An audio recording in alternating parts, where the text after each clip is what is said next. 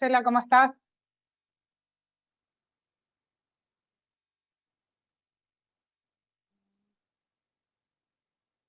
Podés activar el micrófono. Todavía no está.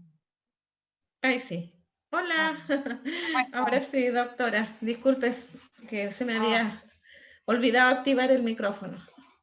no hay problema, Marcela. Sí. Bueno, 5 de la tarde ya casi en punto. Faltan Sí. algunos minutos acá. 4 minutos aproximadamente para que podamos dar comienzo a nuestra charla. Así que vamos a esperar un poco más a si alguien se va conectando.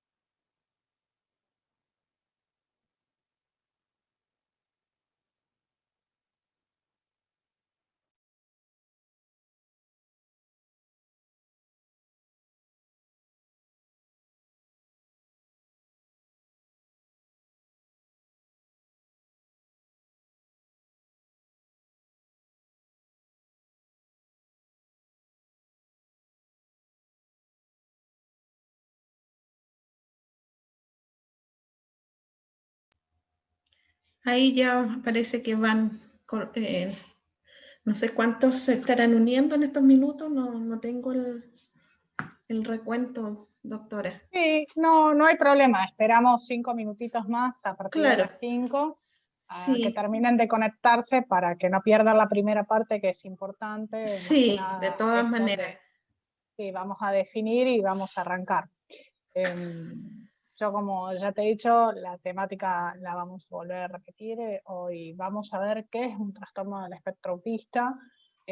Vamos a definirlo, vamos a tratar el tema y vamos a ir conociendo todo el tema de la desinformación que hay. Vamos a Correcto, tratar de aclarar el tema de los niveles, cuando uno dice que es un autismo severo, o también llamado de alto y bajo rendimiento funcional. correcto. Sí, A partir de ahí interesante el tema. vamos a pasar a todo lo que es alimentación y la importancia de los tipos de dieta. ¿Mm? Claro. Correcto. Así que vamos a ir esperando 5 minutitos más hasta que terminen de Sí, conectarse y arrancamos. ¿Mm? claro, sí, correcto.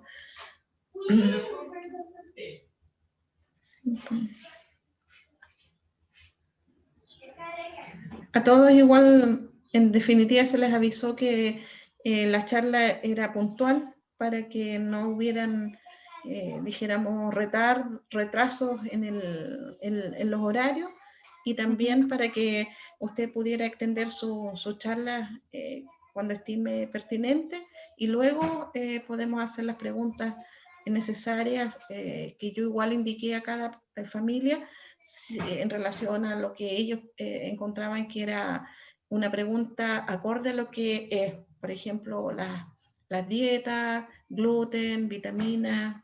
Entonces, para que ellos igual en el fondo hagan alguna pregunta que pueda servir también a todos los que van a estar conectados. Así que a las 5, ya son las 5 de la tarde, acá por lo Sí, menos. generalmente tardan unos minutos. El tiempo, no sé cómo estará en Río de Janeiro, nosotros acá tenemos un día no tan entre nublado y con sol, así que en el verano Acá igual. realmente no se puede salir a la puerta se puede salir.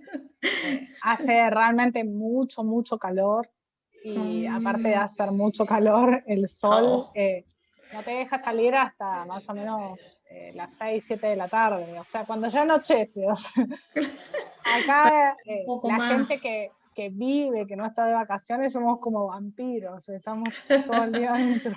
Sí, yo creo que bueno, la pandemia igual a nosotros, los que vivimos en este lugar, igual nos ha hecho estar, entre comillas, guardados nomás, no se puede de otra. Acá también hay restricciones por la pandemia, estamos Claro, con el uso de máscara obligatorio, claro, hay muchos lugares que están cerrados, tienen bastantes restricciones, el distanciamiento social sigue. Eh, claro. a ver, yo estoy en un punto, vivo casi neurálgico turístico, entonces es como que uno Oh, va y viene como la gente anda, pero se cuida, dentro de todo se claro, cuida por ahora. claro. Ay, ay. Doctora Florencia, señora Marcela, ¿cómo están? Bien, Bien, ¿cómo estás? gracias. Qué bueno, Ahí un van llegando gusto. más. Bueno, luego vamos a comenzar y vamos a solicitar a toda la audiencia que por favor silencien sus micrófonos para poder, y una vez que la doctora vaya dando su charla, una vez que ella finalice, ella va a dar espacio para todas sus consultas. Bueno, yo creo que ya tenemos 10 participantes, entonces yo creo que en la medida que se vayan incorporando los demás, vamos a ir eh, dando el pase, que igual todos puedan, voy a interno indicar que apaguen su audio para que la doctora no se vea interrumpida con la charla. Bueno, creo que vamos a dar comienzo nomás porque son las 5, 2 minutos y debemos respetar los tiempos y aprender en cierta medida, a ser puntuales, porque creo que nosotros los chilenos nos caracterizamos siempre digo nosotros, no puedo decir por el resto, que claro, somos medios impuntuales a la hora de, entonces tampoco la idea no es esa. La idea siempre es poder dar el respeto necesario a quien gentilmente, en este caso, la doctora Florencia nos está otorgando. Bueno, yo les quiero dar la cordial bienvenida a esta charla que se convocó, dijéramos, a través de una pequeña invitación a través de Instagram, que gentilmente la doctora Florencia en este año 2021 pudimos concretar. Quiero indicar que ella es una médico pediatra con un amplio currículum en la parte de neurología y neurodesarrollo.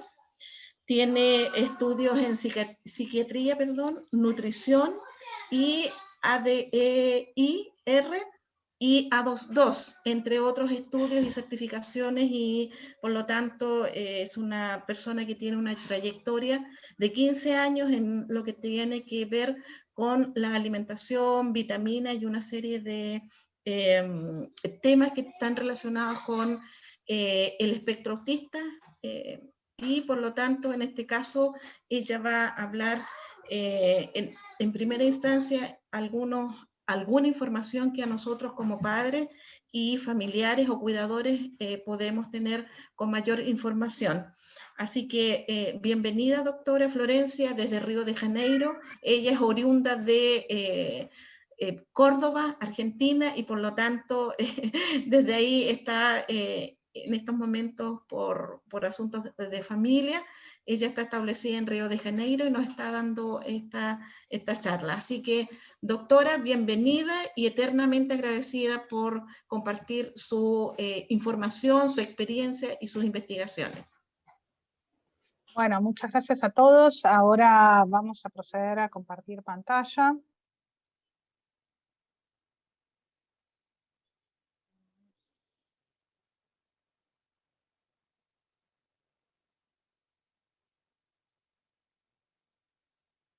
Dame un segundo.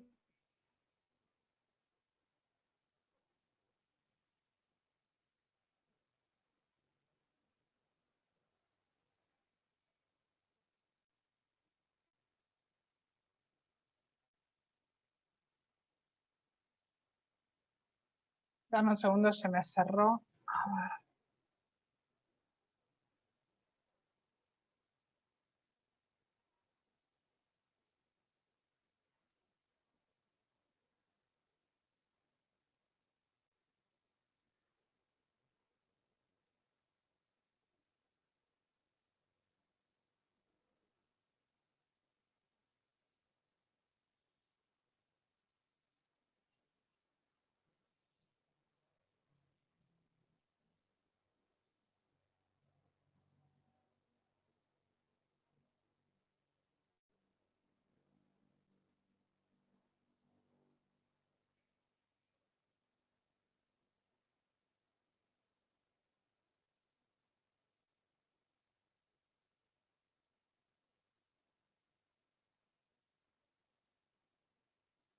Dame un minutito que ahí está empezando a compartir.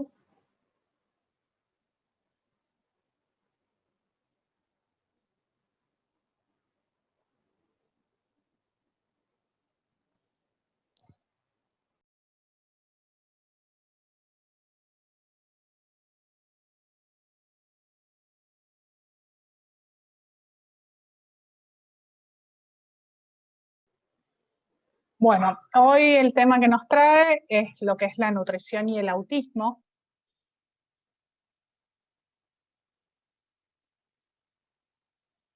Yo me voy a presentar primero. Yo soy médica cirujana, egresada de la Universidad Nacional de Córdoba. Posteriormente me especialicé en pediatría, luego en psiquiatría. Viví tanto en la ciudad de Buenos Aires como en la ciudad de Córdoba. En mi última etapa final en Argentina estuve viviendo en Buenos Aires, donde estaba especializándome también en psiquiatría infanto-juvenil y nutrición, especialización en nutrición infantil. Soy magíster en neurología y neurodesarrollo infantil, diplomada en neurodesarrollo. Tengo también una subespecialidad de errores innatos del metabolismo congénito y estoy formada en todo lo que es escalas y test. También soy neuroterapeuta BOAT y BOITA y estoy cursando la especialización de nutrición actualmente. Para empezar, vamos a definir qué es el autismo. Siempre hay una confusión y el otro día yo lo publiqué y justamente si es una condición o es un trastorno. Hasta hoy el CIE-10, que es la clasificación internacional de enfermedades, tanto como el DSM-5, que es el manual de diagnóstico y estadístico de los trastornos mentales, lo definen como un trastorno. Un trastorno el cual tiene dos características singulares que siempre uno cuando evalúa un niño las busca, que son las deficiencias persistentes en la comunicación social, la interacción social en los diferentes contextos, y los patrones repetitivos y restrictivos del comportamiento, intereses, actividades, todo lo que es restringido. Estas dos características lo que hacen es definir la gravedad del autismo. El autismo es un trastorno del desarrollo neurológico que también comprende lo que es trastorno de hiperactividad, discapacidad intelectual, y va a comprender también lo que es trastorno del lenguaje. O sea, siempre es como que uno cuando habla de autismo piensa que, a ver, es algo diferente a lo que es trastorno de hiperactividad o discapacidad intelectual. A ver, está todo comprendido en el mismo título, que es este manual que yo le digo, esta clasificación por la cual nos llevamos todos los profesionales de salud mental. Vamos a trabajar sobre el primer ítem, las deficiencias persistentes en la comunicación social y la interacción social en los diferentes contextos. ¿Qué es lo que vamos a ver? Una deficiencia en la reciprocidad emocional. Estos niños a veces no pueden ser empáticos o comprender las emociones. Uno cuando trabaja en terapia lo primero que tiene que enseñar es a comprender las emociones de enojo, porque a veces se frustran mucho al no saber cómo expresar una emoción. En cuanto a las deficiencias de la conducta comunicativas no verbales en la interacción social, el tema de los gestos, cuándo un gesto es apropiado y cuándo no, a veces estos niños no comprenden cuándo es indicado. Por eso son cosas que a veces uno los tiene que trabajar y entrenar en las terapias. Las deficiencias en el desarrollo y mantenimiento de la comprensión de las relaciones sociales. O sea, cuando uno va con los pares del jardín, va a ver que estos niños generalmente no interactúan con niños de su propia edad, no pueden establecer un juego simbólico y no pueden establecer un juego de a pares. Esas cosas son las cosas que debemos a veces trabajar para que puedan establecer. Una vez me preguntaron el tema de el típico alineamiento de los autitos que uno hace referencia. ¿Por qué alinean los autitos? Porque no tienen juego simbólico. Al no tener juego simbólico, hacen una actividad repetitiva y restringida que es solamente el alineamiento de los autitos. Por eso ahí está la explicación de por qué alinea el autito, porque es un tipo de juego, pero no, al no poseer el juego simbólico, que es el juego que ya aparece aproximadamente entre los 2 y 3 años de edad, hacen este tipo de juego. los patrones repetitivos y restrictivos del comportamiento. Y los intereses, ahí vamos a ver el tema de las estereotipas, las repetitivas, el tema de los aleteos, el tema de la insistencia en la monotonía. Van a tener excesivas rutinas, patrones ritualizados de comportamiento verbal.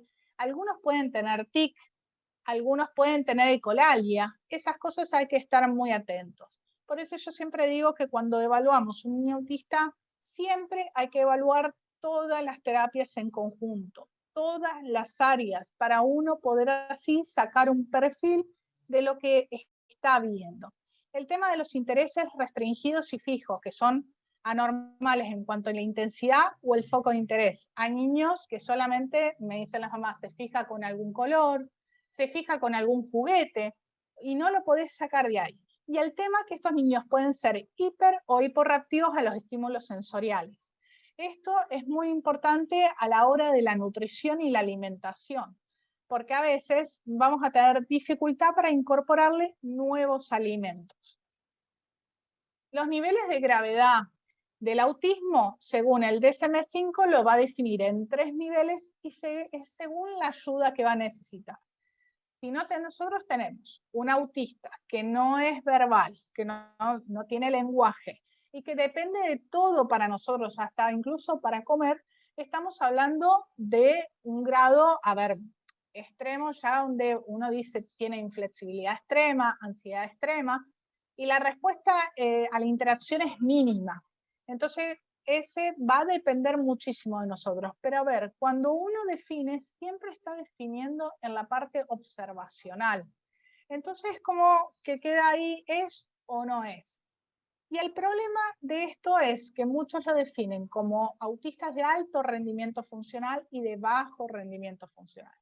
¿Qué es lo que sería? Miren, las niñas generalmente a veces pasan desapercibidas porque son autistas de alto rendimiento funcional. Son niñas que pueden adquirir lenguaje, tienen problemas en el colegio, generalmente la interacción con sus pares, y muchas veces son confundidas con que tienen bullying, y esto no es así. En cuanto a los varones, generalmente sí es siempre un poquito más marcado, y el tema del lenguaje, el tema de la interacción con los pares, generalmente un poquito más marcado que las niñas. Pero vamos a ir cerrando este tema y vamos a ver que los trastornos del espectro autista son un grupo heterogéneo. Lo que nos van a indicar son signos del comportamiento neurológico. Hay autistas que pueden ser agresivos, hay autistas que no son agresivos.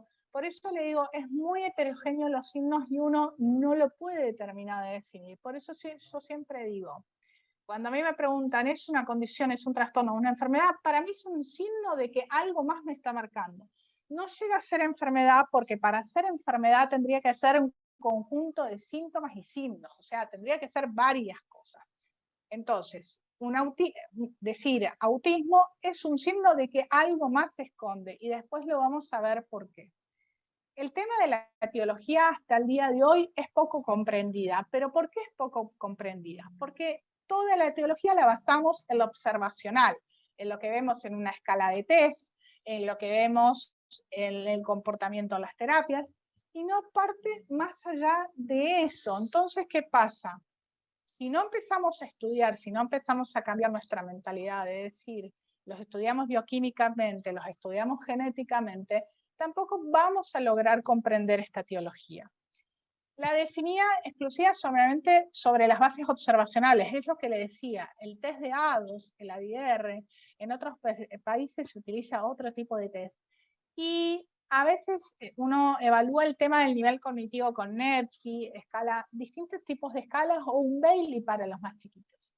Esto es todo observacional, no nos va a dar lo que realmente hay detrás. Y a veces hay mutaciones genéticas que ya se ha comprobado que incluso el 30% puede corresponder a una mutación genética monogénica. ¿Qué quiere decir esto? Es un gen que está mutado. Y hoy, ¿cómo lo vamos a abordar? Lo vamos a abordar a través del tema de las conductas alimentarias y nutricional. De esta manera nos va a llevar a entender también por qué presenta selectividad alimentaria, que es uno de los problemas que frecuentemente, no todos, pero la mayoría presenta. Pero sí hay que tener en cuenta siempre la alimentación en estos niños. ¿Por qué? Porque la alimentación generalmente tiene que ver en este sentido, que hay muchas de estas patologías que corresponden a patologías de origen metabólico. Por ejemplo, si es celíaco, uno le saca el gluten y mejora. Si tiene algún problema de alguna metabolización, de algún aminoácido, que no puede eliminarlo o no lo puede metabolizar, y este se empieza a acumular como si sería un fenilcetonúrico, también va a dar la sintomatología del autismo, y no va a ser un autista, va a ser un fenilcetonúrico o va a ser un celíaco. Por eso yo digo a veces, lo que nos indica cuando nosotros vemos conductas autistas es que hay algo más detrás. Mientras estos chicos no lo empecemos a abordar desde un punto de vista bioquímico, no vamos a entender la etiología de lo que está pasando.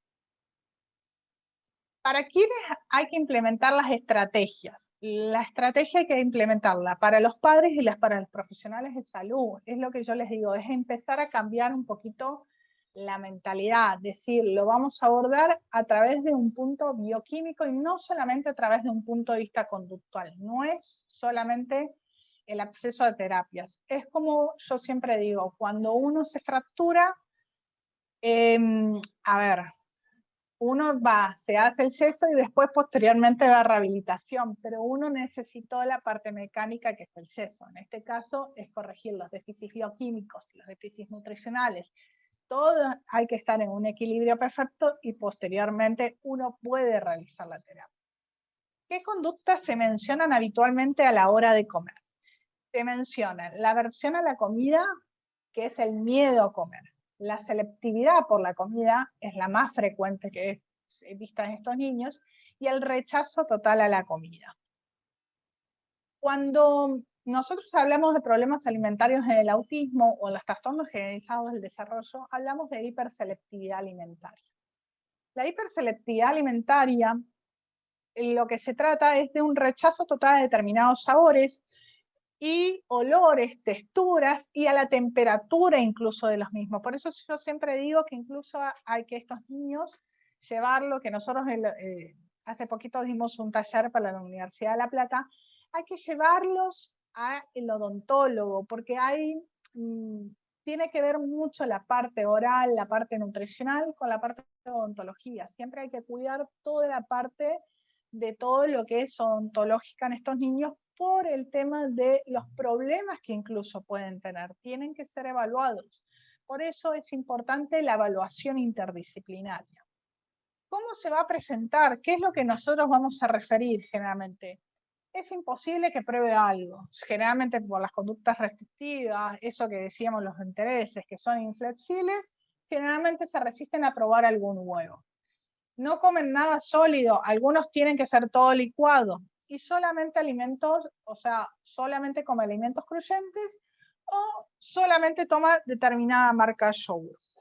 ¿Qué es lo que va a pasar cuando pasan en todas estas cosas? Vamos a entrar en lo que es los déficits nutricionales. Porque, a ver, si nosotros no le hacemos una dieta equilibrada, porque vamos a poner dos niños. Uno que tiene un desarrollo típico normal y otro que tiene un desarrollo atípico o anormal, como lo que estamos planteando. Si el que yo le doy una nutrición que no es balanceada, equilibrada y variada, aquel que tiene un desarrollo que no es típico o normal, va a hacer incluso más daño que aquel que sí la tenía normal. ¿Por qué?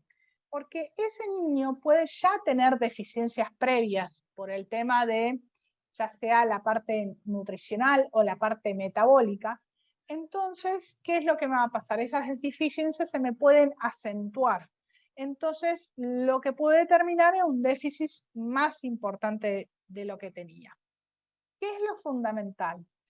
Yo, a la hora de establecer, tenemos que establecer primero los gustos y los intereses. Tenemos que establecer qué le gusta precisamente. Yo, por ejemplo, algunos me dicen, mira, me rechaza la fruta.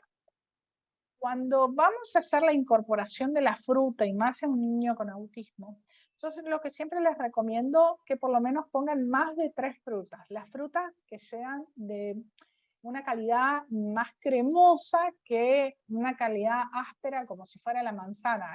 Hay algunos padres que es como banana o manzana el incorporo. No, a ver, le podemos dar todas las frutas a partir de los 6 meses. Incluso podemos darle de probar incluso frutos rojos a partir de los 12 meses. Eso lo tenemos que tener incorporado. Y tenemos que incluir todas las frutas, no solamente las frutas, que incluso el problema es que a veces, y nosotros como papás, y me incluyo, le incorporamos la fruta que nos gustan a nosotros.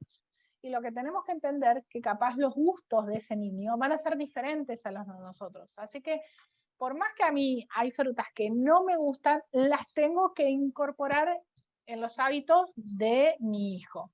Con la ayuda estrecha de los encargados de la alimentación. Es muy importante que ustedes insistan, no es que, mira, Doc, me tiró la fruta y no me la quiso comer. La primera vez va a jugar, la segunda vez va a jugar.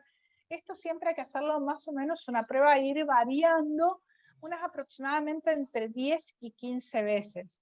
Y el tema de la planificación y el entrenamiento de un repertorio sistemático de comidas. Como son muy rutinarios, es importante que el tema de la colación no es que la hagamos cuando queremos o cuando podemos.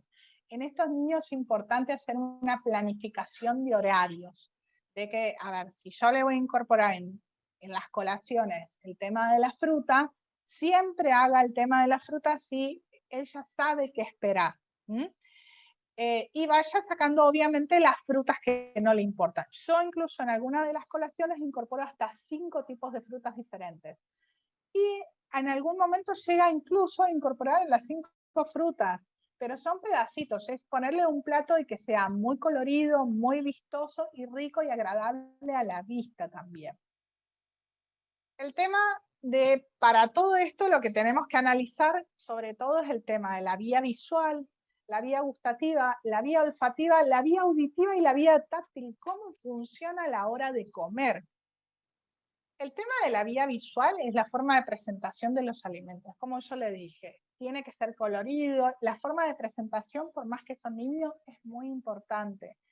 Por ejemplo, hay algunos que me dicen, doctora, le saqué la pasta. Y la pasta, a ver, una vez por semana está bien, pero tenemos que ver qué pasta le vamos a incorporar. Si vos me decís, mira, le incorporo una pasta sintética que seca, está en un paquete, y yo te digo, y no, porque el tema es que tiene mucho aditivo, mucho conservante, no es la pasta ideal para un niño autista. ¿Cuál es la pasta? La pasta fresca. También aquella que incluso yo a veces la recomendación es más la pasta verde o la pasta de colores que van a encontrar. Esa es viene incluso hecha de zanahoria, mezclada con zanahoria, que ahí lo que hacemos es incorporar el tema de la verdura. Así como el tema de la forma, el color también es importante y la textura en ese momento. Tenemos que ver qué es lo que le gusta y cuál es la aceptación, si es más blando, si es más rugoso lo que le va a gustar, eso siempre tenemos que estar atentos. Y de esa manera podemos planificar un menú. Así pues, la presentación, especialmente a la hora de presentar los alimentos, tiene que ser del agrado del niño, no de nuestro agrado. Como volví a repetir hoy, lo importante siempre es que le agrade al niño y no es dejar de incorporarle los alimentos porque a nosotros no nos gusta, porque les digo, a mí también, yo soy mamá y me pasa a veces, yo digo, ay, no le doy esto porque no me gusta a mí, pero capaz al niño sí le gusta y tiene otro sabor y otro paladar. El tema de la vía visual, todo entra por los ojos, pero generalmente los alimentos más afectados por los niños más pequeños son los que son rojos, los amarillos y los naranjas. Generalmente los que tienen menos aceptación son los verdes y los colores oscuros. Igualmente con el tema de los verdes, muchos me dicen por el tema de la constipación que a veces suelen sufrir, me mandaron que coma fruta, verdura, acelga. Acelga yo no se la doy porque, a ver, cuando uno hierve la acelga, lo que hace es mucha concentración de nitratos, que es algo muy perjudicial para la salud. Entonces, generalmente todo lo que es hojas verdes, espinaca, selga, esas cosas no se recomiendan en las edades más pequeñas, menores de 36 meses, o sea, menores de 3 años. Incluso si se la vamos a incorporar a los más grandes, generalmente siempre lo hacemos en forma de pasta combinada con otra cosa. Cuando nosotros tenemos este tipo de limitación a veces con los colores, porque a veces es como que están limitados a un solo color, tenemos que saber si es que tienen aversión o tienen selectividad, que tienen fijo ese color o que le tienen fobia a los otros colores. Eso también puede pasar en estos niños. El tema de la vía gustativa. El tema de las vías gustativas, la comida tiene que ser siempre muy agradable a la persona, o sea, por eso yo le decía, depende el paladar, depende el sabor, y no tiene que ser desagradable. Yo tengo niños que consumen aceitunas, a mí la aceituna no me gusta, pero a ver, uno lo que tiene que entender que no es lo que nos agrada a nosotros, siempre es lo que le agrada al niño. En esta cuestión no hay gustos, las reacciones en la alimentación tenemos que ir viendo qué es lo que le va a gustar. Y cuando hablamos de vía gustativa y nos rechazan ciertos alimentos, tenemos que ver si en esto vamos a encontrar una fobia, vamos a encontrar una selectividad o vamos a encontrar un trastorno orgánico. ¿Cuándo decimos que es orgánico lo que nos está pasando? Cuando, por ejemplo, a veces no toleran los sabores dulces o los sabores salados, que dicen no le puedo dar tal cosa. Y a veces ahí se une y se mezcla, porque hay que controlar todo eso, que yo siempre, cuando voy trabajando un tema de selectividad alimentaria, le digo a la mamá, anotar, pero ¿qué alimento no le gustó? ¿Cómo se lo preparaste? ¿Cómo se lo diste? ¿Qué textura tenía en ese momento? Porque no es lo mismo una banana madura que una banana que está inmadura, o sea, tiene otro tipo de textura. El tema del trastorno orgánico, cuando uno dice, puede ser un trastorno orgánico, puede ser que tenga las pequeñas vías nerviosas afectadas. Entonces, eso tiene que tenerlo en cuenta y eso va a alterar la parte gustativa.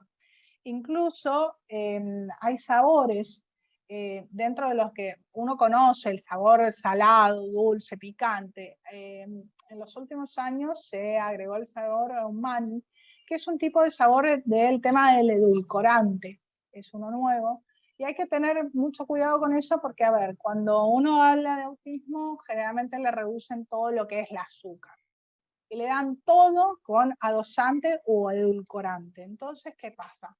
Generalmente lo que tiene es el rechazo del edulcorante. Lo del edulcorante tenemos que entender que tenemos que tener mucho cuidado porque el edulcorante es derivado del petróleo, muchos.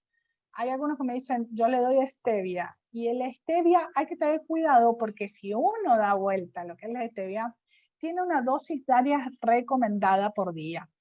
Pero esa dosis recomendada diaria por día está para una persona de 70 kilos, y es ínfima lo que podemos consumir, ya sea de stevia o edulcorante. O sea, para un niño no estaría recomendado, o para una embarazada. A mí, por ejemplo, una de las cosas que me parece una atrocidad es cuando recomienda edulcorante a una embarazada. Yo entiendo el tema de la diabetes gestacional, pero si uno tiene que recomendar, directamente no lo recomendes y que se, a ver, aguantar directamente, sin poner azúcar o edulcorante. El tema de la vía olfativa. Los niños a veces pueden notar a veces ciertos olores a la comida, eso le va a resultar desagradable. Y esto también tiene que ver con lo que yo le decía de la aversión, si son más sensibles o no son más sensibles. Pero cuando hablamos de este tipo de cosas, también tenemos que pensar en los trastornos orgánicos. Si yo tengo un niño que tiene afectación de las pequeñas vías nerviosas, no estamos hablando ya de lo conductual, estamos hablando de un trastorno estructural. Puede ser que tenga problemas para asimilar ese alimento, porque el olor capaz es muy fuerte porque sus vías están hipersensibles. El tema de la vía, así observamos que pueden resultar un olor agradable, y tenemos que ver si es siempre selectividad o si es daño orgánico. El tema de la vía auditiva. algunos me dicen, no puede comer nada crujiente. ¿Y por qué no puede comer nada crujiente? Y porque por ahí tiene problemas en la vía auditiva, tiene dañadas las pequeñas terminaciones nerviosas. ¿Y cómo podemos saber eso? A veces lo podemos saber con los potenciales auditivos evocados de tronco. ¿Qué son los potenciales auditivos evocados de tronco? Es un estudio que se realiza de las pequeñas vías auditivas que uno puede saber cómo están las pequeñas fibras nerviosas. En cuanto a la táctil, siempre el tema de las texturas de los alimentos, ya sean granulosos, astringentes, fibrosos, pero más que nada la táctil tiene que ver con esto que decíamos antes. Hay que ver siempre qué es lo que le está pasando a ese niño, por eso yo siempre digo, hay que evaluarlo todo en un contexto completo. En cuanto a por qué decimos que puede ser un problema orgánico, se publicó desde el 2017 que el olfato y el gusto son funciones sensoriales importantes del procesamiento de los estímulos ambientales. Algunas evidencias han sugerido que la pérdida de función olfativa, o sea, estos chicos que a veces tienen de selectividad alimentaria, sería un biomarcador temprano de trastornos neurodegenerativos en el procesamiento atípico de estímulos olfativos y gustativos. Entonces, cuando uno ve que los trastornos del espectro autista, uno tiene un problema de selectividad alimentaria o que no asimila bien un alimento, está viendo el tema de que puede tener un biomarcador, algo que nos está marcando que tiene un trastorno neurodegenerativo. Por eso a ese chico hay que estudiarlo más en profundidad. ¿Cuál es nuestro deber ante estos problemas? Primero, motivar a los padres y a los cuidadores a tener prácticas de alimentación adecuada, a complementarias, evitar desórdenes alimentarios. Yo he tenido niños que, por ejemplo, cuando he controlado las dietas, me dicen consumo confites M&M, consume solamente chisitos. Y vos decís, pero bueno, estuvo 6 meses. A mí me ha pasado otros que dicen, no, solamente consume pasta porque no le puedo poner otra cosa que no sea pasta. A veces hay que tener cuidado con esto porque están en una época que es muy importante para la plasticidad cerebral. Si uno le hace una malnutrición, por más que el niño siga creciendo en peso y talla acorde a lo esperado, puede tener deficiencias nutricionales, porque cuando uno va a los pequeños oligoelementos, va a las vitaminas, que son precursores de que para que funcionen las enzimas, va a encontrar deficiencias y el impacto, tanto la macro como la micronutrición, va a impactar directamente en un buen desarrollo neurológico. Pero a veces también debemos cuidar el tema de la familia. Cuando no come, cuando no le doy correctamente, lo que pasa es que a veces pasa que la madre se pone muy ansiosa, provoca una cuestión de toda la familia que está en una tensión permanente. Esto siempre hay que tratarlo, esto siempre hay que tener cuidado y siempre hay que estar atentos. Hay que brindar mucho apoyo a esa familia que va a tener este tipo de trastorno. ¿Por qué hablar de la prevención? Cuando antes se decía un niño no come o bebe una cantidad variable suficiente de alimentos para mantener una nutrición adecuada. Lo importante acá es la colaboración interdisciplinaria para el diagnóstico, la derivación y el tratamiento de los trastornos alimentarios pediátricos. A ver, lo que llegamos a la conclusión que es una etiología muy compleja y multifactorial. Siempre hay que estar atentos. En cuanto, no nos vamos a olvidar de mencionar que existen alergias alimentarias, que existen problemas gastrointestinales, problemas de la motricidad oral y trastornos de la deglución. Estos dos últimos generalmente no evaluados en su mayoría. Cuando nosotros incluimos el tema de las alergias alimentarias, no solamente estamos hablando del gluten y la cafeína. Siempre me preguntan lo mismo. Hay un montón de alergias alimentarias e incluso pueden llegar a provocar el mismo daño que el gluten y la cafeína. El tema de los extractos pigmentarios, eso hay que tener muchísimo cuidado. A mí me pasó algo muy en particular, me topé con una paciente que tenía hipervitaminosis A. Y yo decía, ¿qué cantidad de alimentos le tengo que sacar? Porque incluso es muy difícil de bajar la vitamina A. ¿qué pasa? Tenía un problema en la mala metabolización, incluso esta paciente le traía muchos problemas endocrinos, muchos problemas, no solamente incluso convulsiones, todo, cuando uno dice, pero ¿cómo la vitamina A? Sí, la vitamina A me puede hasta dematizar la parte cerebral, entonces hay que tener mucho cuidado con eso. El tema de los problemas gastrointestinales, lo más frecuente que vamos a ver en estos niños es el tema de la constipación. Ahí es como hoy decíamos, estamos viendo un biomarcador de enfermedades neurodegenerativas, las pequeñas terminaciones nerviosas, o aquello que no pueden procesar. Hay un dicho que dice, somos lo que comemos, pero también somos lo que eliminamos. Así que cuando un niño tiene constipación frecuente hay que estar muy atento porque lo que no puede eliminar es lo que también se está acumulando. Cuando uno tiene constipación, también lo que se hace es fermentar ácidos, fermentar cosas que no se deben fermentar, y trae como un círculo vicioso que esto se hace cada vez peor. El tema de los problemas en motricidad oral, lo que vamos a encontrar más frecuentemente que a veces, como yo les decía antes, yo siempre recomiendo el tema del odontólogo, no llevarlo cuando tiene una caries, sino cuando uno detectó un problema del neurodesarrollo, estos niños hay que empezarlo a llevar regularmente y hacerlo entender que el odontólogo va a ser parte de su rutina. ¿Por qué? Porque tienen muchos problemas de bruxismo, muchos problemas de relajación, mucha contractura en todo lo que es la articulación temporomaxilar, que es la articulación que está a la altura más o menos del pabellón auricular. A veces no nos damos cuenta de esto, y a veces a mí me refieren las mamás, el tema del problema de dormir. Cuando tienen muchos problemas para dormir, a veces pueden tener bruxismo que no está evaluado correctamente y no se dan cuenta porque son chiquitos. Entonces, este tipo de problemas hay que tenerlos en cuenta. Incluso las plagas de relajación en los más pequeños no se recomienda por el tema de los dientes, pero hay que tener mucho cuidado con esto por el tema de la contractura. Estos niños pueden sufrir contractura y pueden sufrir problemas en todo lo que es la articulación, dolor, que incluso no lo saben referir porque incluso no saben que es un problema, porque incluso por más que tuvieran un desarrollo neurotípico normal, no lo pueden referir, y nosotros justamente estamos trabajando con un grupo de odontólogos para tratar de ayudar a esto, que se conozca un poquito más cómo ver este tipo de trastorno y trabajarlo desde el punto de vista del consultorio de odontología. Porque es algo que, a ver, uno tiene que tener un conocimiento y trabajar con un médico especializado en todo lo que es trastorno generalizado del desarrollo, y ir viendo, ir solucionando, porque a veces uno dice, tiene trastorno del sueño, y vos decís, tiene trastorno del sueño de la alimentación, pero realmente cuántas cosas se van uniendo y van haciendo un cuadro clínico. El tema de los trastornos de ilusión. Este es un tema que, a ver, no se evalúa el tema de la pirosis, el tema de las acideces de estos niños, el tema del reflujo.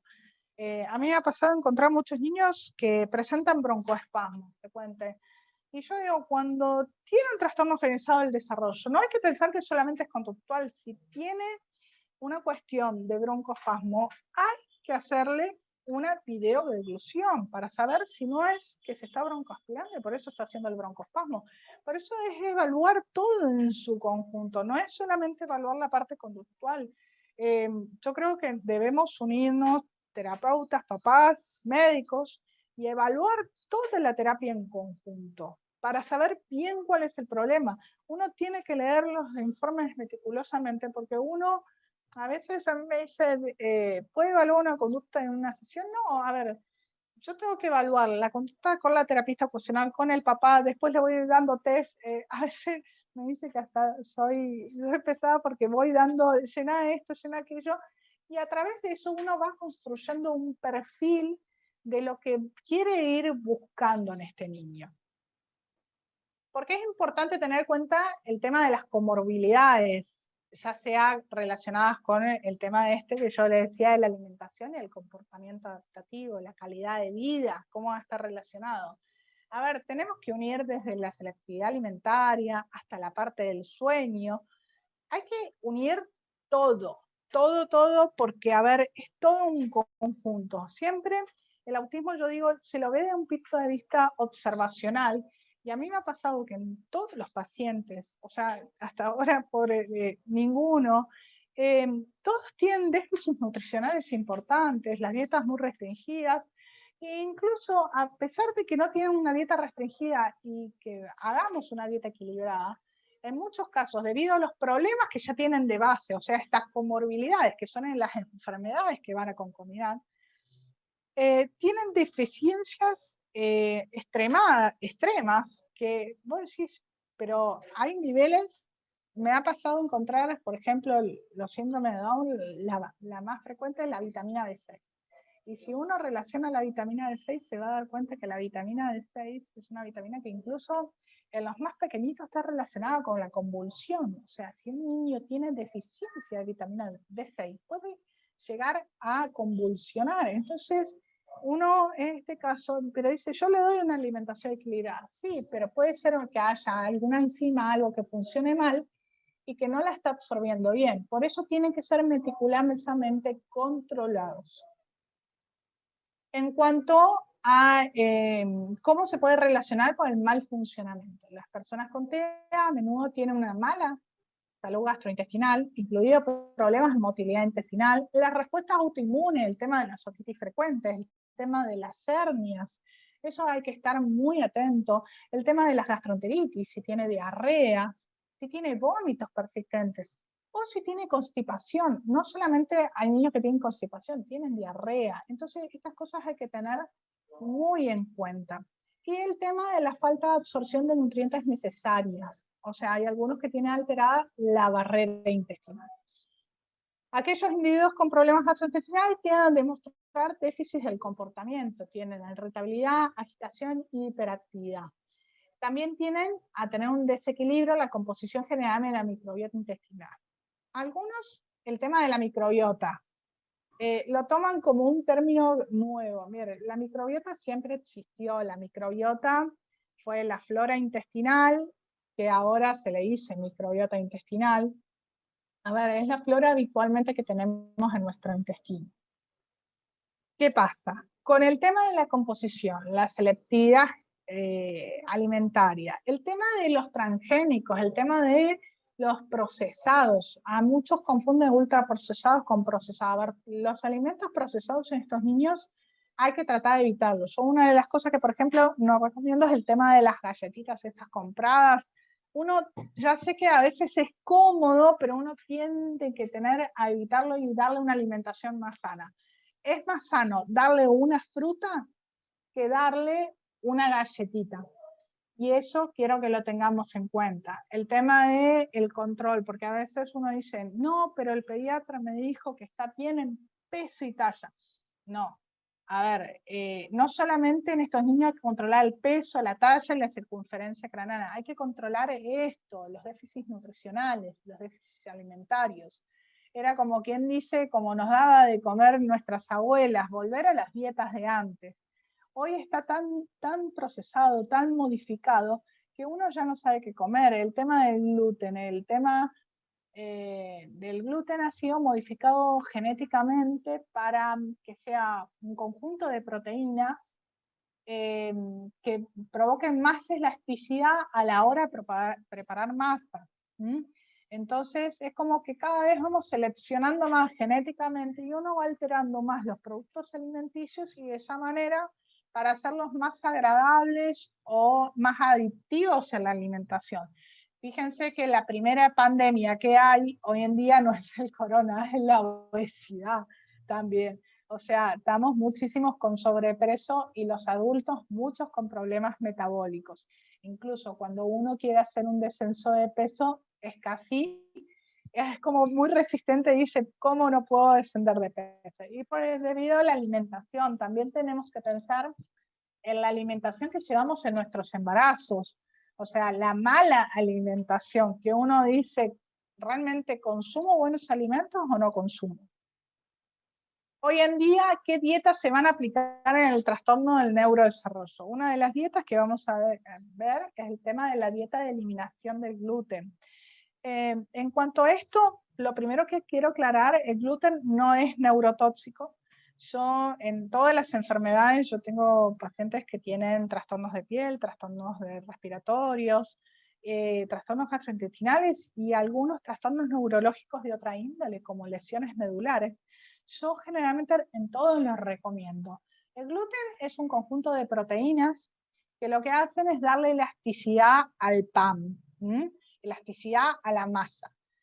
Si ustedes me preguntan, ¿el gluten es esencial en la dieta? Y yo te digo, no, no es esencial, porque los aminoácidos, o sea, cuando uno habla de una proteína, el gluten está compuesto por un conjunto de proteínas. Cuando uno habla de una proteína está compuesta por muchos aminoácidos. Dentro de los aminoácidos tenemos los aminoácidos esenciales, que son los que sí o sí requerimos de la dieta, y los no esenciales. Generalmente el gluten está compuesto por aminoácidos que no son esenciales o aminoácidos que incluso los podemos reemplazar comiendo cualquier otro alimento, ya sea un fruto seco o ya sea, por ejemplo, un pan preparando de harina de almendras, que incluso va a tener aminoácidos, mayor concentración de aminoácidos esenciales que el gluten. El tema de las dietas de eliminación de la caseína, la famosa caseína que unos dicen, ¿le saco la leche o no le saco la leche? El tema de la eliminación de la caseína y la leche, a ver, un lactante no se la podemos quitar, incluso hasta los 12 meses de vida está recomendado. El tema, siempre tenemos que ir cuidando el tema de la leche, porque la leche de formulación maternal tiene otro tipo de concentración. Antes de pasarla a la entera, tenemos que estar atentos a ver si no estamos viendo algún tipo de conducta. Ya algunos me preguntan si estas conductas es posible verla antes de los 18 meses, y sí, o sea, hay niños que se les detectan los 12 e incluso antes de los 12 meses de vida. Uno tiene que estar ya con el tema de la leche, ir pasándolo cuando empieza la alimentación complementaria a los 6 meses de vida, y ya a los 12 tiene que dejar una reducción en cuanto a la cantidad de leche que le da por día. En cuanto hay mamás me preguntan, mira, yo le doy yogur, y mira, el yogur es una leche acidificada, que es un procesamiento industrial, pero a ver, es algo que digiere más los contenidos de la leche que viene con las proteínas, esta que estábamos hablando, que está compuesta por aminoácidos, y esa sí tiene aminoácidos esenciales, eso sí los quiero aclarar, son proteínas de alto valor biológico. ¿Qué quiere decir esto? A ver, sí las podemos reemplazar, pero no es como el gluten, que a ver, si no lo como no me hace nada. Acá hay que reemplazarlo porque realmente tiene aminoácidos esenciales. Hay que tener mucho cuidado con esto. En cuanto a las dietas de eliminación de carbohidratos complejos, ya son dietas un poquito más complejas. Hay que ver si corresponde al trastorno metabólico que tiene el niño. Y por eso yo digo, hay algunos alimentos, cuando vamos a ver una dieta de carbohidratos de cadena compleja, cuando preparamos el tema del almidón. El almidón es un carbohidrato pesado, duro de romper. Entonces, ese tipo, a ver, va a ser más accesible, porque yo siempre, una alimentación rica en proteínas estamos hablando proteínas animal, alto valor biológico, el huevo, la leche, la carne, y sobre todo las carnes blancas, la carne de pescado, la carne de pollo, y la carne de pescado, unos me dicen, no, pero la contaminación con el mercurio. Mira, generalmente hay que tener cuidado, sí, con los pescados de baja profundidad, pero el pescado, si está dentro del tiempo, es fresco y todo, conviene mucho más que la carne roja, porque la carne roja generalmente cuando uno la ve en la góndola del supermercado ya la han agregado incluso aditivos y todo para que esté de ese color rojo. Por eso yo siempre un poquito le huyo a la carne roja. La dieta cetogénica, la famosa dieta cetogénica, que no es la misma que la dieta keto. La keto es, a ver, cuando uno habla de estas dietas, habla de la proporción de carbohidratos, grasas y lípidos. Los lípidos generalmente siempre, o sea, se recomienda que sea una proporción de lípidos al 10%, una proporción de proteínas del 30% y una proporción de carbohidratos del 60%. Igualmente las dietas en el tiempo han ido variando, eso sería una dieta típica, era lo que antes se recomendaba, pero según las distintas organizaciones de alimentación, incluso la última guía y la pirámide nutricional de Canadá, van a ver que las proteínas se han puesto en la parte como principal, en la base, por así decirlo. Antes era todo harina, ahora es todo bien proteína. La proporción no está buena aumentar la grasa se aumenta solamente en la dieta cetogénica, que es una dieta muy específica que a veces se utiliza para algunas ciertas patologías metabólicas, incluso para convulsiones. Pero está la dieta keto, que lo que hacemos es hacer una inversión invertida de carbohidratos, proteínas. Aumentamos la concentración proteica de la dieta. Entonces, esa dieta sí es la indicada. ¿Qué es lo que tenemos que hacer? Bajar el tema de las harinas. Las harinas es importante bajarlas en toda la dieta de los niños. Nosotros estamos acostumbrados por una cuestión de comodidad, decir, le damos fideitos con manteca, le damos queso, y eso no es lo más indicado. Y en cuanto a la dieta baja en oxalatos, generalmente hay que tener laboratorios de sangre, laboratorios de orina, y ahí hacemos una dieta baja en oxalatos. En cuanto a los suplementos dietéticos, muchos hablan del tema de los ácidos grasos omega, de los probióticos, prebióticos, vitaminas, minerales, glutatión, fitoquímicos y hormonas. En cuanto a las hormonas, van a ver una cuestión de la relación de la oxitocina y la hormona del crecimiento. Esto siempre tiene que ser detectado mediante estudios. La oxitocina generalmente la van a encontrar en spray, nasal, eso hay que tener mucho cuidado porque generalmente a veces no todos los niños tienen el problema de las hormonas. En cuanto a los ácidos grasos omega, a ver, sí son buenos, uno lo puede hacer a través de la alimentación, pero, a ver, hay estudios. La deficiencia de omega se ha relacionado siempre con el tema de los déficits de comportamiento. Si uno tiene una dieta equilibrada, por lo menos incorporar entre 2 a 3 veces pescado por semana, debería no tener deficiencia de ácidos grasos omega. En cuanto a los pro y prebióticos, esto va a actuar en todo lo que es la microbiota intestinal, es bueno para tenerlos en cuenta, pero no dar así por dar, le doy probióticos, le doy probióticos a mi hijo. Eso hay que tener mucho cuidado porque las botellitas siempre de enterogermina y esas cosas le dan los tratamientos empíricamente y eso no es así. Uno tiene que tener ciertos estudios para realizar. El tema de las vitaminas son buenas. Todos me preguntan, ¿puedo reemplazar con un Supradyn? Y la verdad, no. ¿Por qué? Porque hay niños que pueden tener hipervitaminosis de 12, hipervitaminosis de 1, hipervitaminosis B, me han pasado a encontrar hipervitaminosis A. Dentro de las vitaminas tenemos vitaminas liposolubles y hidrosolubles. ¿Qué pasa? Cuando están interfiriendo las liposolubles, puede haber hasta un problema hepático. Por eso no tenemos que sobrecargar más el organismo. Incluso va a desmejorar más la plasticidad cerebral. Por eso es importante no darle por darle. Esto tiene que ser evaluado previamente con un estudio y ver si uno hace una dieta equilibrada, balanceada, acorde a la edad del niño, no debería tener, si no tiene problemas metabólicos, algunas de estas deficiencias. Y en cuanto a los minerales no son solamente el calcio, el fósforo, el sodio y el potasio. También evaluamos el manganeso, el cromo, el zinc, el cobre. Y también hay que evaluar a algunos de los metales pesados. A veces hay papás, yo he visto que se desesperan por hacer la muestra del pelo, si tiene o no contaminación de aluminio. A ver, antes de eso yo creo que lo principal es definir qué tipo de patrón tiene. Por ejemplo, cuando uno encuentra una hipervitaminosis de 12, lo que está marcando puede ser un problema metabólico o un problema de alguna lesión que esté incluso lesionando la mielina. Entonces, ¿qué es lo que tenemos que primero buscar? El problema metabólico. No hay que irnos a esos estudios que incluso no están comprobados científicamente. Estos son todos estudios que están comprobados científicamente, que uno si entra a cualquier internet los encuentra.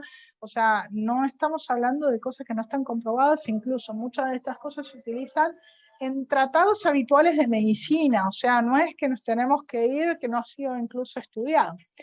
Estas dietas ya llevan más de 60 años en el mercado, yo diría.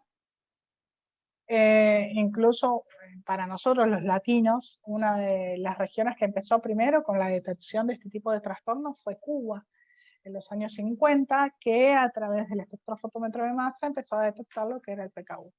En Chile tiene más o menos entre 10 y 20 años, creo que están, en todo lo que sería detención de estas enfermedades metabólicas.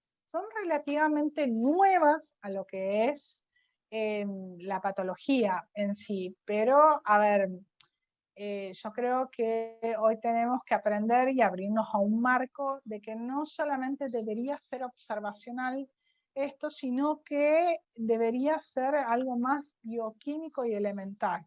Algunos me dicen, no, pero mi niño aprende, pero tiene alguna conductita que va como más retrasado que el resto. A ese niño también hay que evaluarlo, ver qué es lo que está retrasando, porque a veces corrigiendo ese pequeño detalle, que a veces es un pequeño detalle nada más, uno puede mejorar muchísimo la conducta. A ver, el niño va a seguir aprendiendo y va a seguir mejorando por un desarrollo evolutivo de la edad. Pero cuando siempre tiene alguna conducta de resabio, siempre hay que estar evaluándolo en detalle. Porque incluso de esa manera uno va construyendo un patrón bioquímico y de esa manera sabe qué es lo que está pasando. Hay enfermedades que incluso estas conductas desaparecen totalmente con la eliminación de un alimento. Y eso es importante saberlo si no la tiene. Más, me refiero en Chile porque en Chile la pesquisa neonatal en Argentina está hace muchísimos años más, incluso no es la ampliada, pero bueno.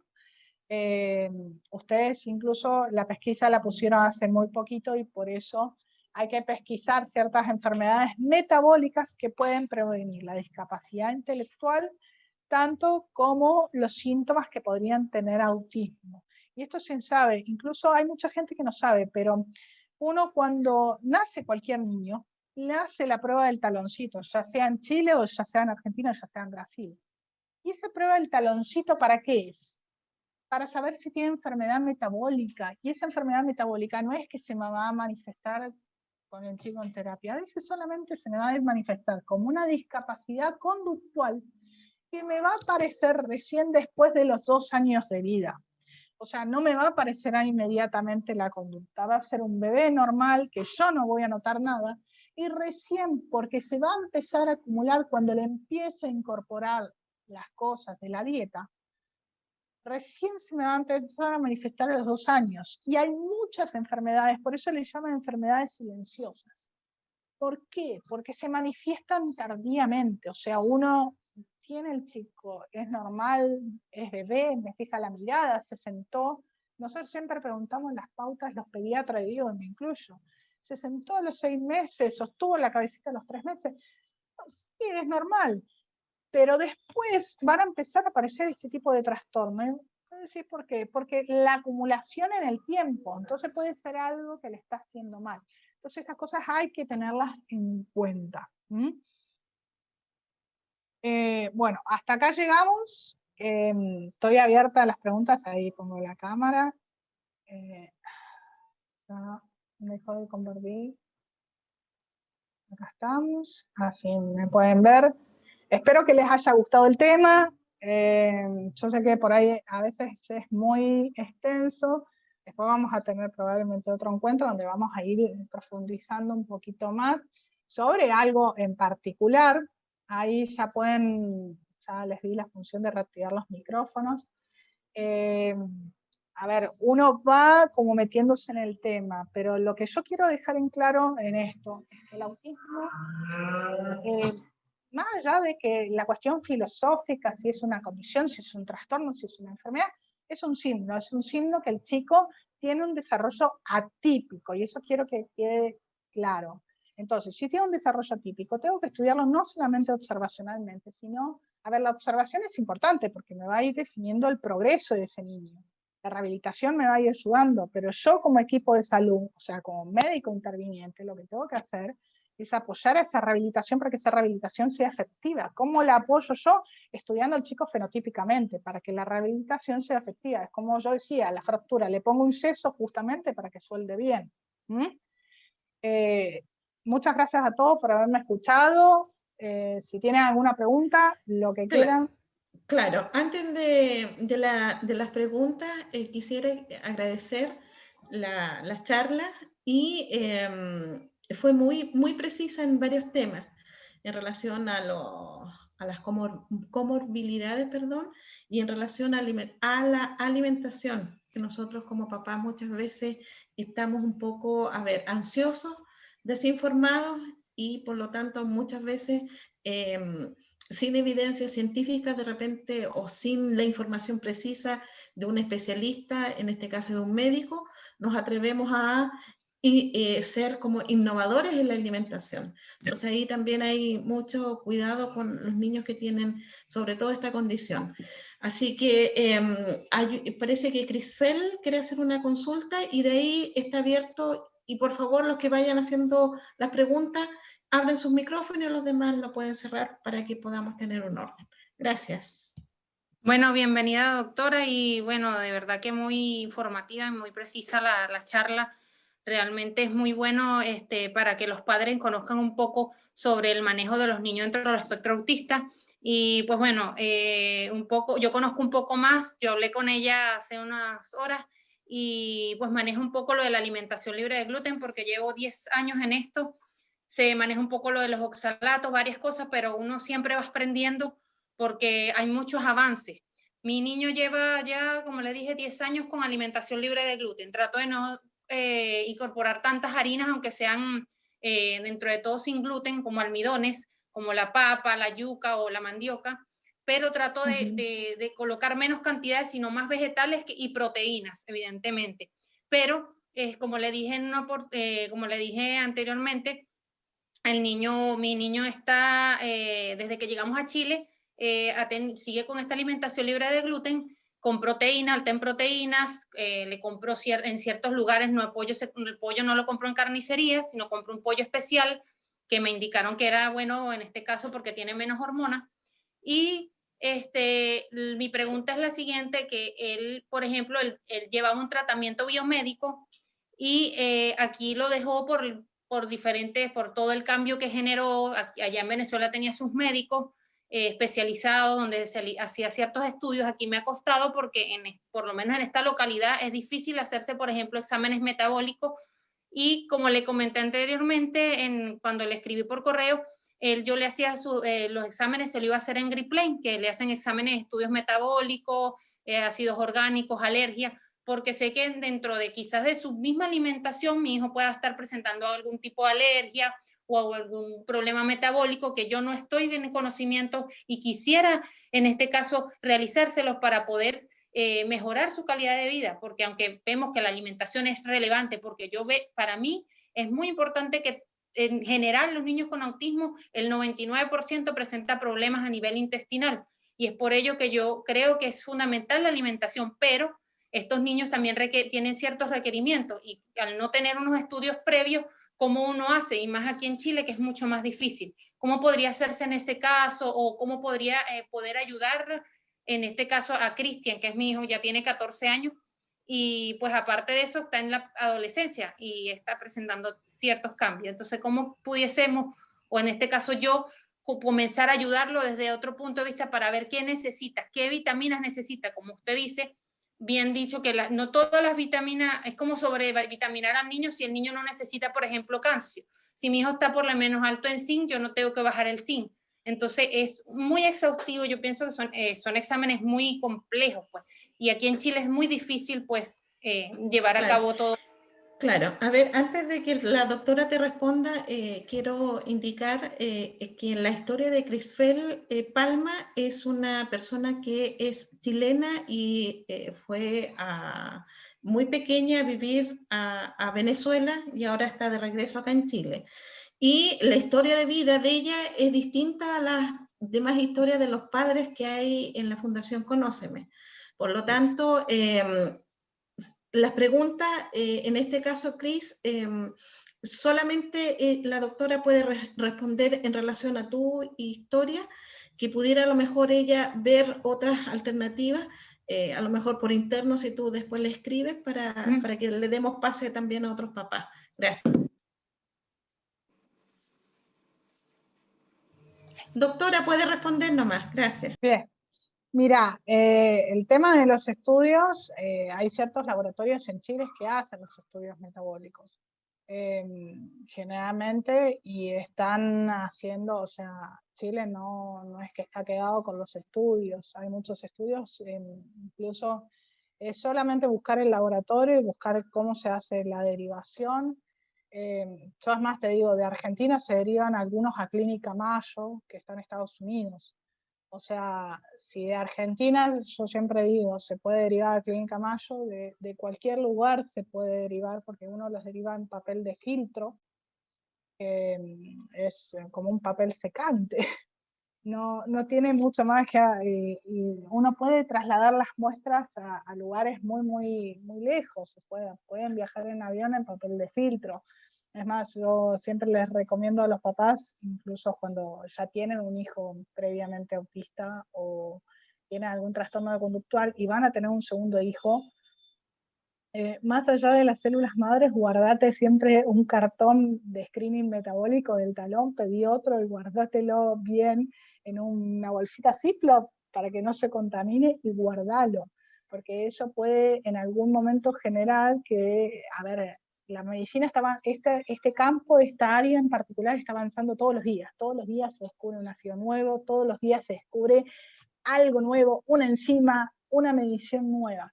Entonces, siempre, por eso siempre digo, es tan importante estudiarlos, porque incluso hoy me hacían una pregunta por Instagram sobre este tema, y mientras no empecemos a definir fenotípicamente, bioquímicamente a estos niños, no va a avanzar, o sea, lo que tenemos que poner todos firmes en que se definan bioquímicamente estos niños. De esta manera vamos a conducir a un avance tecnológico en la investigación, de que uno incluso va a poder mejorar en las terapias, va a poder mejorar esa parte conductual, pero uno tiene que investigar qué es lo que le pasa a ese niño, qué es esa comorbilidad, porque no es que tiene aislado, como vos decías, Marcela, las comorbilidades, que tiene broncoespasmo, tiene problemas gastrointestinales, como me dijiste, Grisel.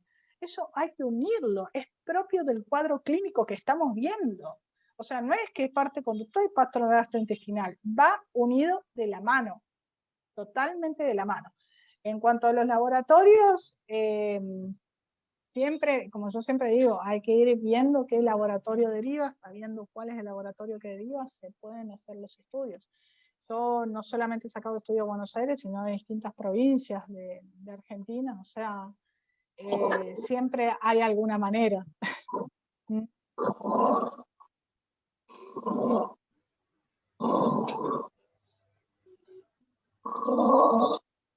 ¿Ahí alguien quiere hacer alguna pregunta más? Sí, ¿hay alguien más?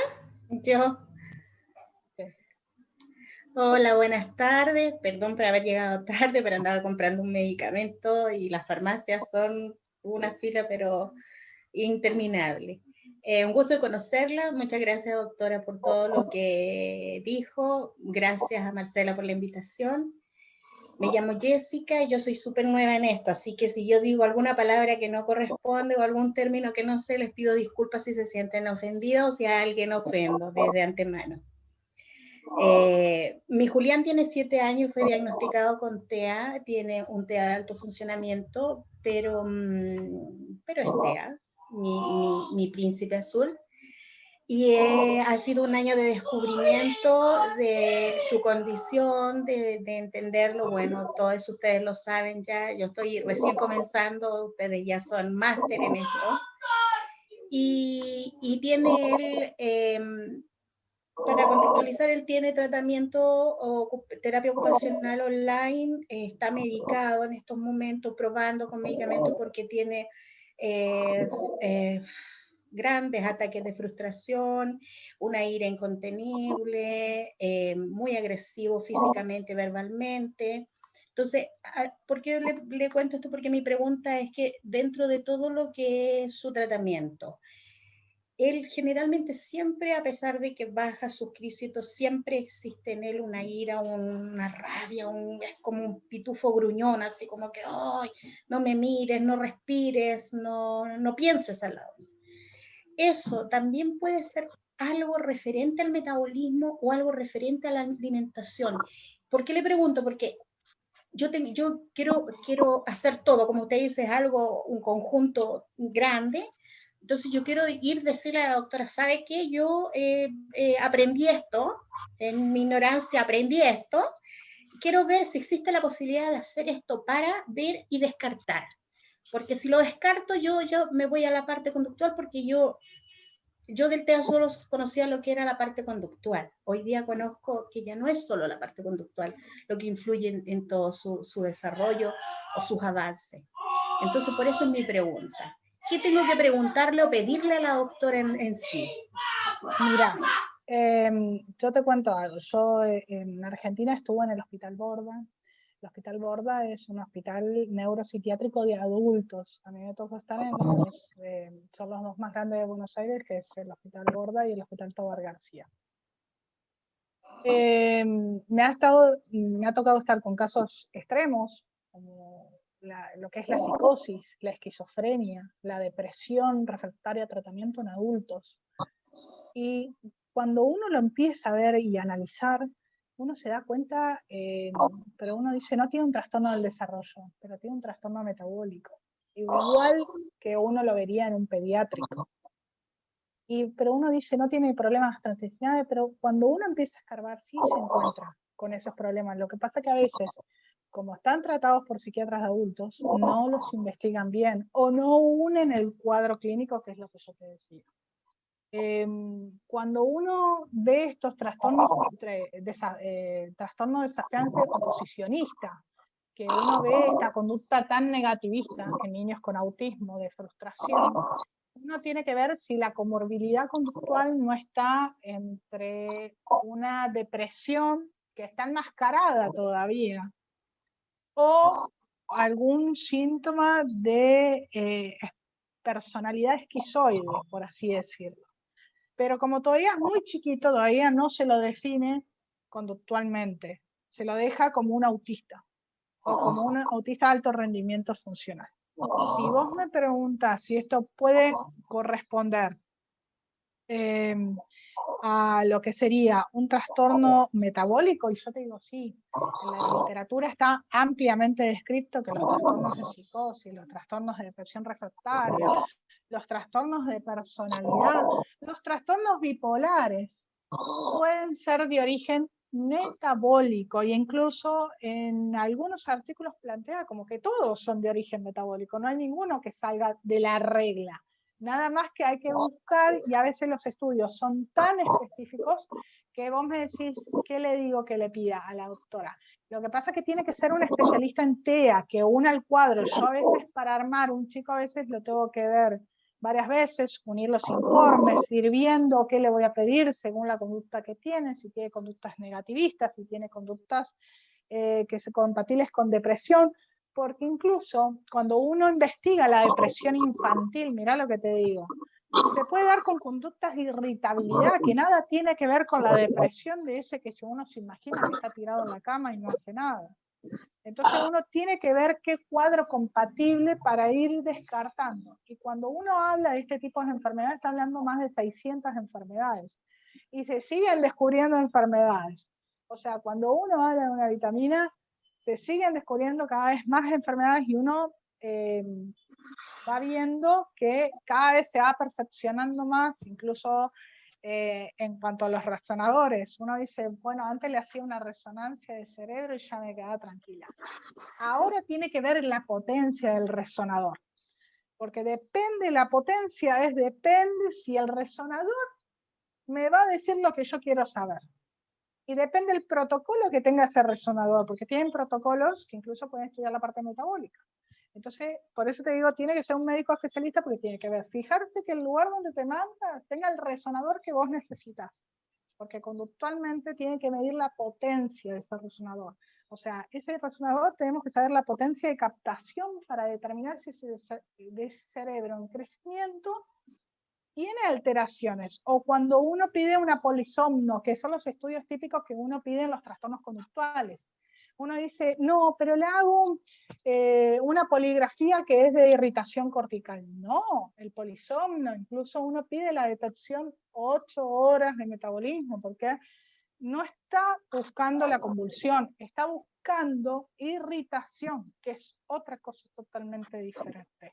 Cuando uno habla de todo esto, por eso te decía, es muy complejo, porque uno tiene que ver el tema intestinal, el tema respiratorio, el tema de los dientes, revisarle los dientes, ver, por eso yo decía al odontólogo, mandarlo a ver cuál es el problema odontológico que tiene, cuál es el problema auditivo, cuál es el problema visual, también tiene que estar unido la parte visual. A veces yo me he encontrado con niños, me dicen, no, tiene lagrimal, y por ahí a veces algunos incluso no unen la hipotonía de base que tienen muchos niños con trastornos generalizados del desarrollo. Es como, no, pero bueno, ya es blandito. No, pero hay que mirarlo bien, hay que preguntarle si tuvo hernias inguinales, hay que revisarlo, porque por ahí esas hernias inguinales no han sido detectadas previamente. Por eso lleva todo un estudio y siempre trabajo en equipo. Yo que trabajo a distancia, generalmente trato de formar un equipo de contención para ese niño, porque a ver, yo trabajo con muchos kilómetros entre mis niños y yo. Y a veces me tengo que valer del examen físico de otro. Por eso a veces uno va a lo que es un estudio de alta complejidad para determinar, como, a ver, no tan alta complejidad, una ecografía abdominal, no sé, yo siempre digo, no se le niega a nadie. Es un método inocuo, no irradia ni nada, pero uno tiene que medir el hígado, tiene que ver cómo está, tiene que ver la columna, tiene que ver si tiene una leve escoliosis. Por eso te digo, es un cuadro clínico que uno tiene que ir armando, y a veces ese armado tarda a veces hasta un año. Porque, a ver, vos no ves que lo vas a mandar y le va a pedir todos los estudios a uno, porque si no, pobre, el padre va a terminar aturdido y el niño va a decir, no, no quiero ver a un médico más. O sea, uno tiene que ir graduándolo para ir estudiándolo y armando ese cuadro clínico. No sé si respondí, Jessica, a tu pregunta. Sí, muchas gracias, me quedó bastante claro. Ahora, como usted dice, no es que voy a ir donde el doctor y decirle quiero hacerle todo, no, pero ya yo de aquí comienzo con esto para poder descartar y ya saber si no es en esa dirección, es en otra, que es en el fondo para lo que yo, lo que más me importa. Así que no, gracias, muchas gracias. Mira, yo una de las cosas que te digo, hay una cosa que a mí me llama mucho la atención, que a veces nos unen. El tema de revisarle los pies, algo tan simple como los pies. Y yo digo, pero ¿cómo no? A ver, el tema del pie plano, el tema del pie, la deformación de los dedos, ver si los dedos son acordes. Sí, a ver, esas cosas son importantes en un cuadro de trastorno generalizado del desarrollo.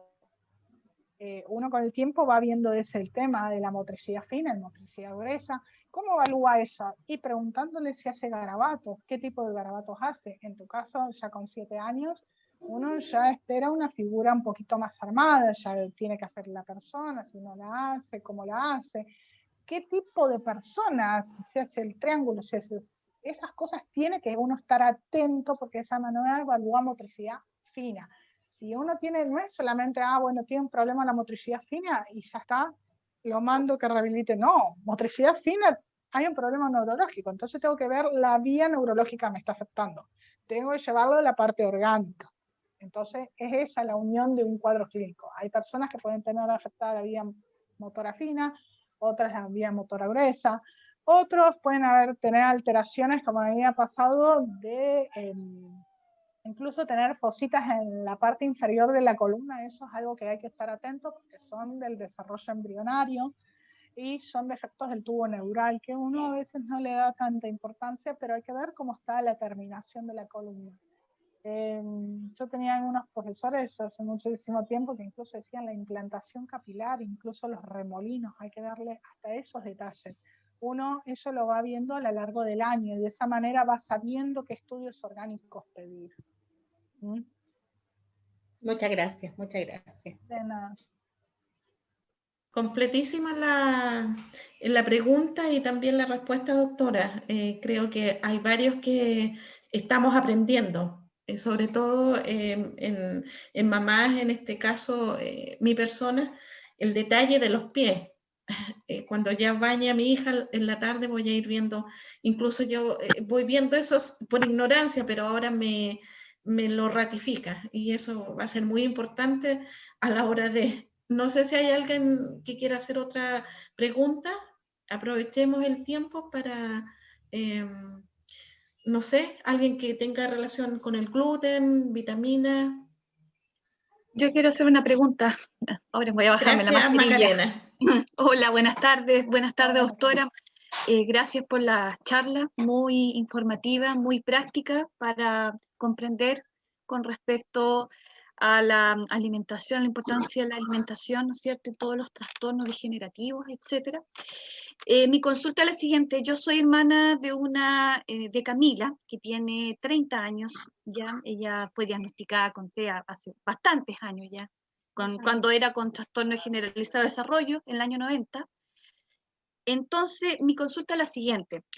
Mi hermana siempre ha tenido problemas con la alimentación, ya, desde pequeña, desde que empezó más o menos su etapa de la adolescencia, y siempre los médicos relacionaron sus problemas de alimentación. Ella es obesa y tiene bastantes problemas también en cuanto a su alimentación. De por sí, ella come de todo, pero tiene más preferencias por algunos tipos de alimentos que por otros, y de repente esto también le genera problemas en cuanto a la digestión, ¿ya? Entonces, yo quería preguntarle si es cierto lo que siempre le señalaban a mi mamá, que ella iba a generar ansiedad al comer por el solo hecho de tener que medicarse con risperidona. Que esa era la respuesta que le dan. Entonces quería preguntar si es cierto o no la relación de la risperidona con la ansiedad al comer, o ya no es así. Eso quería preguntar. Es así. El tema de la risperidona actúa a nivel del sistema hormonal y aumenta el apetito. Es uno de los fármacos. El problema de todo lo que es fármacos psiquiátricos es que van a traer problemas a la regulación del peso y muchos problemas a la regulación hormonal. Hay varias hormonas importantes en todo lo que es la regulación metabólica femenina, más que nada la prolactina, estamos hablando, que va a ser ampliamente modificada o alterada por la risperidona. La risperidona a mí es un fármaco que siempre yo digo hay que tener un buen control, y más si uno lo toma durante mucho tiempo. Es más, algunos se los dan desde muy, muy chiquititos en vez de tratar de utilizar otras técnicas. En tu caso es etapa adulta. Yo soy psiquiatra y hago psiquiatría infanto-juvenil, y sin embargo es como que a las drogas y psicofármacos le tengo respeto. Yo primero estudio las vías metabólicas antes de medicar a alguien, porque generalmente primero uno trata, incluso la dosis puede ser muchísimo menor si uno encuentra el problema metabólico. Primero. Eso es lo que provoca a veces la corrección del problema metabólico, que uno puede bajar la dosis que está tomando. Entonces, cuando uno corrige todas estas deficitarias, ya sea oligoelementos, vitaminas, aminoácidos, ácidos grasos o carbohidratos, hay que ver qué preferencia de alimento tiene tu hermana, generalmente. Bueno, ella tiene bastante preferencia por la sopa, las papas. También tiene bastante preferencia con las papas fritas. De hecho, acá tenemos que controlar bastante lo que es la ingesta de papas fritas. Acá lo que son las galletas horneadas, ¿ya? Cuesta controlar en ese sentido a mi hermana en ese aspecto. Mira, ahí estamos hablando todo lo que es carbohidrato. Cuando uno habla de carbohidrato, habla de una serie de trastornos metabólicos, porque uno cree que, a veces la mayoría son dietas proteicas, pero también puede ser que la dieta proteica no sea la dieta recomendada y sea rica en carbohidratos, porque, no procesas bien las proteínas. Claro. Hay que ver qué tipo de problema está influyendo ahí, y el tema de los carbohidratos. Igualmente las papas fritas tienen grasas trans, que son lo peor que hay en el mercado. Hay que controlar la ingesta de todo lo que es grasa. Yo creo que con una alimentación saludable por ahí te lleve los primeros días mal, porque hasta que logres controlar y bajarle los niveles de ansiedad, pero generalmente cuando uno presenta eso, la recomendación es comer cada 1 hora y media. Cada 1 hora y media vos tenés que estar dando ingesta calórica y sobre todo dar frutos secos, dar fruta, dar verdura. A veces vos decís, pero ¿es una colación o es una comida? No, bueno, en ese caso para controlar más que nada la ansiedad uno puede hacer un paquete con avena, justamente para controlar esos niveles de ansiedad y algo que tarde en romper. Justamente para vos lo que podés hacer como colación para ir disminuyendo. Si vos le das a las 4 comidas, obviamente se te va a sentar y se va a comer todo. Por eso el tema de la recomendación sería cada 1 hora y media darle algo que le cueste romper, en el sentido, porque fíjate que busca carbohidratos de cadena compleja. Habría que ver la detalle, pero hay que ver cómo maneja sus niveles de glucosa en sangre. Hay muchos niños que presentan a la edad pediátrica hipoglucemia y por eso buscan carbohidratos de cadena compleja, porque justamente necesitan mantener el nivel de glucemia, porque debido a que su metabolismo no regula bien los niveles de glucosa, hacen hipoglucemias durante la noche e incluso no nos enteramos, o manejan glucemia de 50 a 60, que nosotros que somos adultos estamos tirados. Claro. Gracias, doctora. Me quedó bien clara la información. Gracias, Camila, por tu pregunta, igual a la doctora. Crisbel Palma tenía una segunda pregunta. Por favor, Cris, breve y preciso. Gracias. Bueno, una pregunta. Yo manejaba con Cristian antes de venirnos para Chile la dieta GAPS, baja obviamente de grasas porque tenía presentada disbiosis intestinal grado 3, lo cual mejoró. El niño tenía que consumir, porque bajó la flora intestinal, 400 billones de probióticos, y pues aquí en Chile no los conseguía. Aquí en Chile ya comencé a bajar como, iba por la fase 6, si no recuerdo, de lo que era la dieta GAPS. Entonces, ¿qué tanto? O sea, yo dejé de un lado los caldos, pero sé que los caldos en parte es beneficioso porque ayudan muchas cosas, a inmunizar. Entonces, yo quería preguntarle que qué cantidades realmente pudiese consumir mi hijo, bueno, que tiene 14 años, que si tan bueno es la proteína, porque él consume proteína las 3 veces al día, yo le tengo un menú, sin embargo, ahorita necesito actualizar con una nutricionista, no he conseguido porque yo manejo, como le digo, la dieta libre de gluten, y pues quisiese que obviamente fuese bajo el peso de la masa muscular y pues también ayudarlo en eso, porque yo pienso también que aparte de su misma alimentación puede estar presentando alergias alimentarias. Entonces, con respecto a eso, ¿cómo pudiese ser? Él está comiendo por ahora carnes blancas y carnes rojas y en proteína también vegetal. Entonces trato de variar, de hacer un equilibrio en ello, pero como está ya en una edad que, bueno, ya de 14 años ya necesita otros requerimientos. Entonces mi pregunta es esa, de con qué cantidades de proteína pudiese darle en estos momentos o cómo pudiese ser la variación alimenticia. Mira, yo en cuanto a la dieta biomédica, a veces no estoy muy de acuerdo porque no tiene mucha evidencia científica. No está comprobada científicamente que realmente ayude. Yo creo que una dieta estándar para todos los pacientes, si no estaría como contradiciéndome. La primera parte que yo te dije que, a ver, hay más de 600 enfermedades metabólicas y se siguen descubriendo todos los días. Solamente en trastornos mitocondriales uno busca y hay 200 más o menos. Hasta el momento que se van conociendo, hasta el día de hoy todavía no se saben muy bien los tratamientos, pero se va tratando de corregir esto de lo que yo te decía, los déficits bioquímicos. Yo, con respecto a la dieta biomédica, no estoy muy de acuerdo porque es como que trata la generalidad, no trata realmente el perfil metabólico del niño, y yo hago mucho lo que es estrés oxidativo. En estrés oxidativo uno puede decir que hay daños a carbohidratos, lípidos, proteínas, ácidos nucleicos, que es ADN y ARN, o lípidos.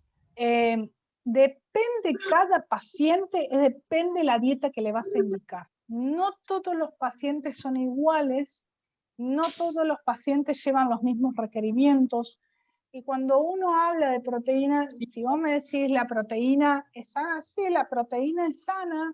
Si uno no tiene estos trastornos metabólicos de base, tiene que tener que comprobar. La mayoría a ver, la proteína, cuando uno habla de proteína, está compuesta por aminoácidos esenciales.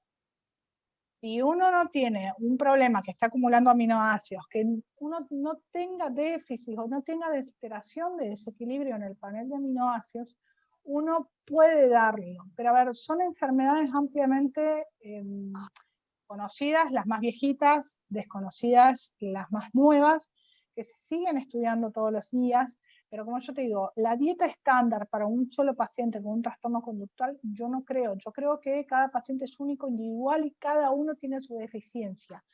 Yo me he encontrado con niños que tienen deficiencias en selenio y hay otros que no, tienen deficiencias en una vitamina y otros no. Y hay otros que tienen hipervitaminosis, y vos decís, pero tienen la misma conducta. Sí, pero fenotípicamente, bioquímicamente son diferentes y sus dietas van a ser diferentes. O sea, uno indicar una dieta biomédica, yo no me considero médica biomédica, de dieta biomédica, por eso yo siempre planteo, yo hago nutrición, o sea, la nutrición especializada en el metabolismo, en neurometabolismo. Si uno busca, el cerebro se rige todo por lo que es neurometabólico. El cerebro es uno de los órganos más grandes, es uno de los órganos que más requerimiento metabólico tiene, de energía, de ATP, adenosín trifosfato. Por eso uno tiene que saber cómo se rompe un lípido, cómo se rompe una proteína o cómo se rompe un carbohidrato. A través de eso vamos a saber qué dieta es la más conveniente, qué proporción uno indica cada cosa. Cuando uno encuentra la proporción justa en ese paciente, que a veces yo sé que las dietas son muy difíciles de cumplir, y más en los niños. Por eso uno le va buscando la vuelta de cómo hacer para que ese niño pueda cumplir la dieta correctamente. Por eso vos me decías el tema de los pre y probióticos. Hay que ver en qué contexto se lo damos. A ver, no le podés dar un probiótico a un niño que tiene constipación todo el tiempo, porque estamos haciendo una fermentación un poquito más importante. No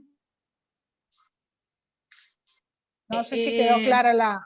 Sí, quedó clarísimo en ese sentido, porque, bueno, como cada niño es único, como dice la doctora, hay que reunir varios elementos con evidencia científica. Y en Chile hay pediatras que, por la información que yo he buscado, los pediatras todavía no dan con evidencia científica respecto de una dieta sobre la biomedicina. O sea, eso no está comprobado. Y al no estar comprobado, nosotros como padres de familia no podemos buscar información respecto de lo que no esté científicamente comprobado. Entonces yo creo que es muy buena su aclaración, doctora, respecto de un estudio individualizado por cada niño según lo que vaya presentando y según lo que un conjunto de profesionales puede llegar a concluir, que converge en varios puntos de vista. A ver, hay niños que tienen enfermedades metabólicas. Cuando decimos enfermedades metabólicas, puede tener enfermedad mitocondrial, puede tener alguna patología que no regule bien los ácidos grasos, puede tener alguna patología de la beta-oxidación de los ácidos grasos o de la omega-oxidación. Uno tiene que encontrarle qué es lo que le está pasando a ese niño. O sea, no son todos los niños iguales. Eso quiero que quede claro. Bueno, ya cerrando, creo que no hay ninguna pregunta más. Agradecemos la charla a la doctora a través de acá de la localidad de Lautaro.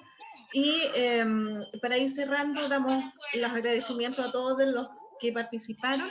Tengo el boche de mi pequeña que está ya llegando al lado, sabiendo quién es. Saluda, hijita, para que la audiencia te vea. Antonia ya ha progresado en varias cosas. Sí, los monos, hija. Y bueno, para mí es un gusto haber contactado a la doctora desde Río de Janeiro. Y cariños para usted, doctora. Espérate, hijita.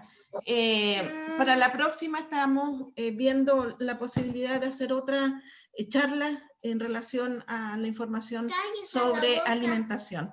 Ya, cariños para quienes participaron, y cualquier consulta vamos a hacerla después por interno a través de alguna consulta por WhatsApp o a través de directamente con el Instagram de la doctora, para en una oportunidad, ojalá próxima, tener un conversatorio con otro especialista y unir criterios, porque es importante informarnos. Quien educa y quienes nos tenemos que educar en este caso somos los padres.